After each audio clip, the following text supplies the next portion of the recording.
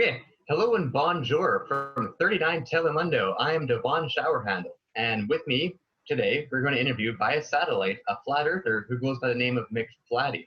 Hello, McFlatty. How are you? Aloha. I don't speak Nacho Spanish. Over. It's Copy. okay. We'll do our best just to speak English and keep it easy for you, okay? And also, it's just a call via satellite. You can just think of it as just pretend you're in the room with me. You don't have to say over or anything. Oh, okay? All right. Copy. Over. Okay, we'll work with that. Well, I think given that, so obviously you're here today because we're going to talk about this interview that you had with an ex-NASA executive of 39 years.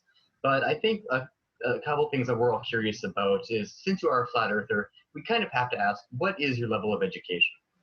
Oh, well, I'm glad you asked. I have many degrees, master's degrees and doctor degrees. I got my first master's at Full Sail University in After Effects.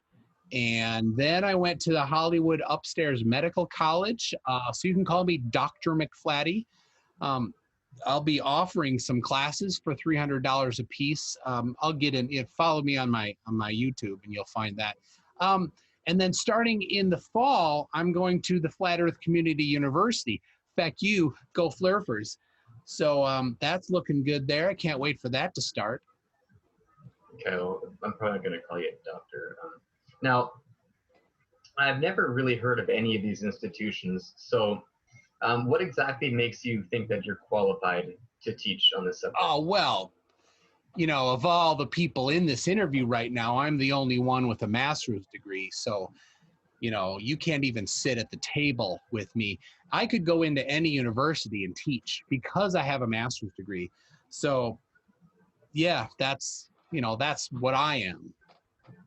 Okay, that's very interesting. One thing I am curious about, though, I noticed that you have the hat there and you have the frisbee. Am I safe to assume that you has a team of some sort? Oh, of course. Yeah. Being a flat earth college, no ball sports are allowed. Right. Yes. So Yes. so yeah, we have the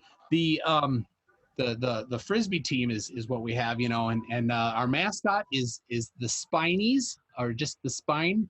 It's a spine. Sorry, and why is it called the spine? Because of all the discs. Of course. So, yep. I should have seen that coming. Yeah. Okay, well, that's good to know. But I'm assuming, even with education, that you probably were not born being a flat earther. So, how and when did you first find out about the flat earth? Oh, well, it was 17 years ago. I was watching YouTube, and and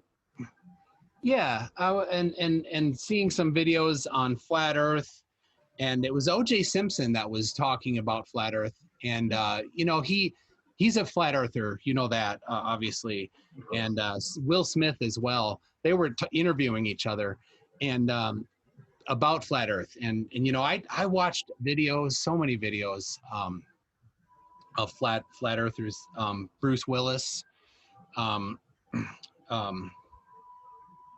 anyway. So, but I tried for 3 years to debunk flat earth, and if somebody with as many degrees as me can't debunk flat earth, then you have to admit that the earth is flat. And I don't want to be a flat earther. It's not something we choose.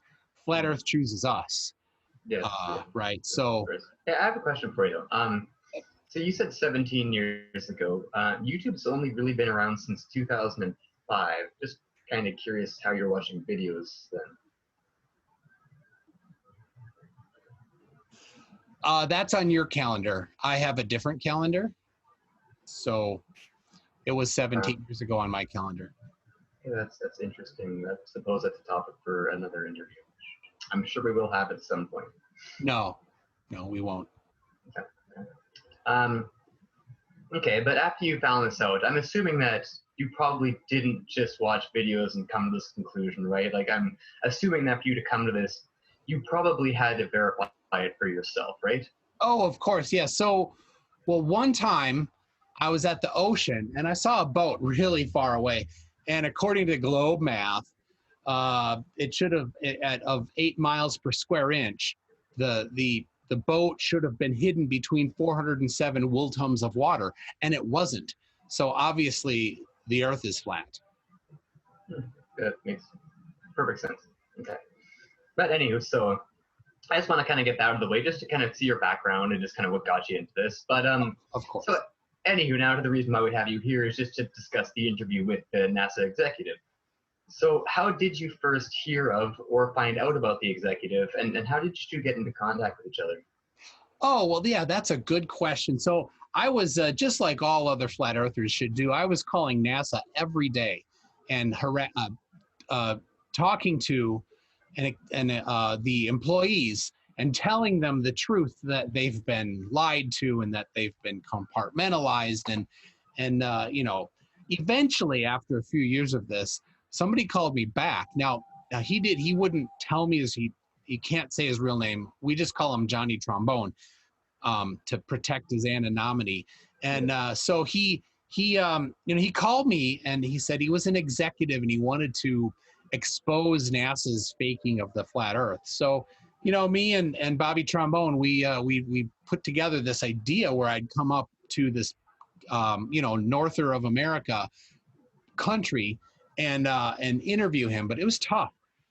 The helicopters were following, and there's eyes in the trees, not just the potatoes.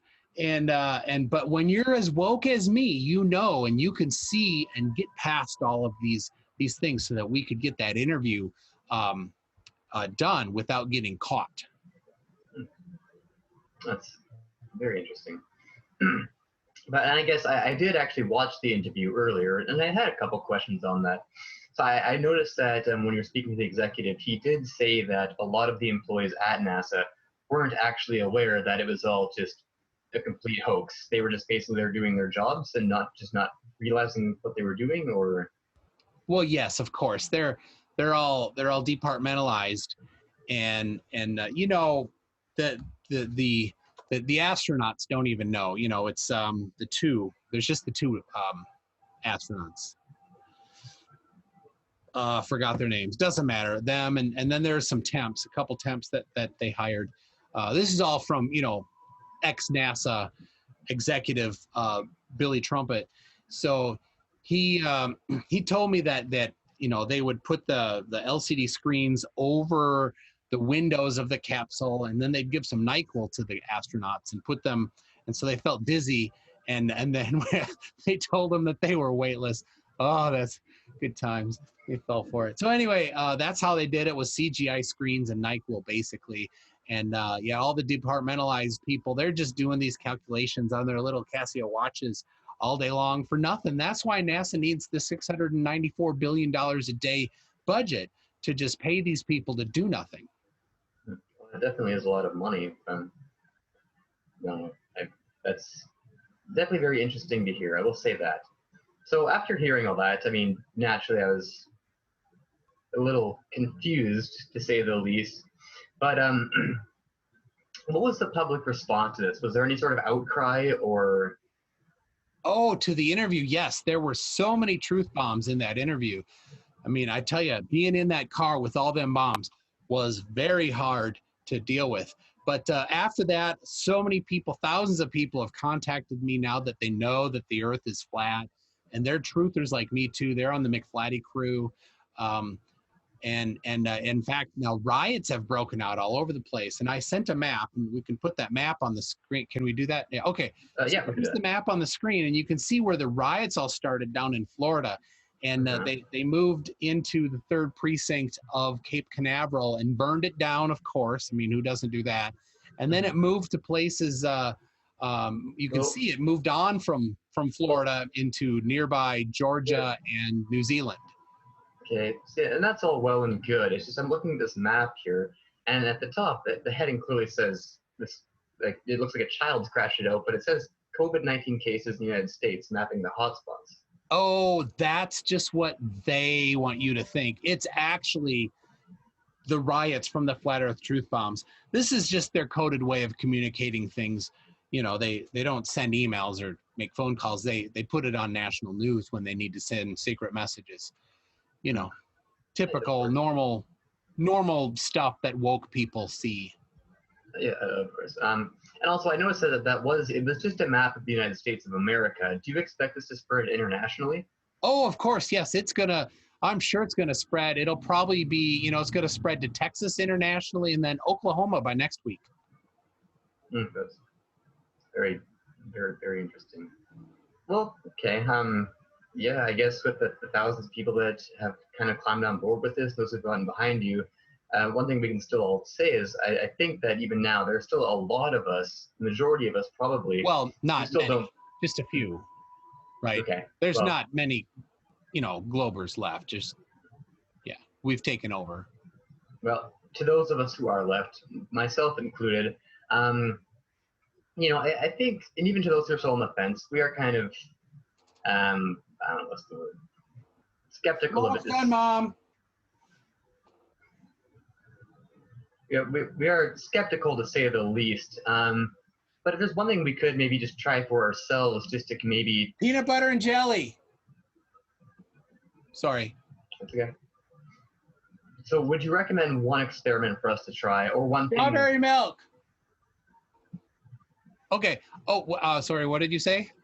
Sorry, just as people like myself are kind of skeptical, is there any sort of experiment or observation that we can do or make just to maybe not necessarily prove, but just give us, sway us in that direction to maybe take that into consideration that the Earth may be in flux?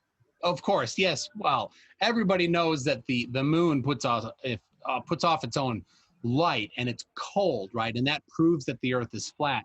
So what you can do is you can get your handy magnifying glass, right? And you can on a full moon you can freeze ants with it. So you just go outside and you freeze ants, and that proves the Earth is flat. And actually, if you get a big enough magnifying glass, you can make ice with it. So I'm actually starting a business, and since your audience is international, they can contact me because I'm starting an ice business that's green ice business, because we don't use any. Well, it's not green because it's from the moon, and the moon is kind of cold, so it's blue. So it's blue energy, and we're making ice out of cold moonlight. So let me know if you want to be in on the flat ground floor of a new business opportunity. Okay, that's very interesting. Hey, who the hell got this guy? He's a complete moron. Shit. Sorry, McFly. But okay, thank you. That's all very interesting. It's great to hear about the interview. Thank you for coming and joining us. I fear we'll start wrapping it up now. But yeah, sorry. But yes, so thank you for joining us via satellite. It was great to have you on. Yeah, thanks. And I hope we're all keeping it flat. Make flatty out. All right. Fight the good fight. All right. That was interesting. So I'm McCringleberry, and this is Telemoondo 39, and we are signing off. Thanks for joining, and have a great night.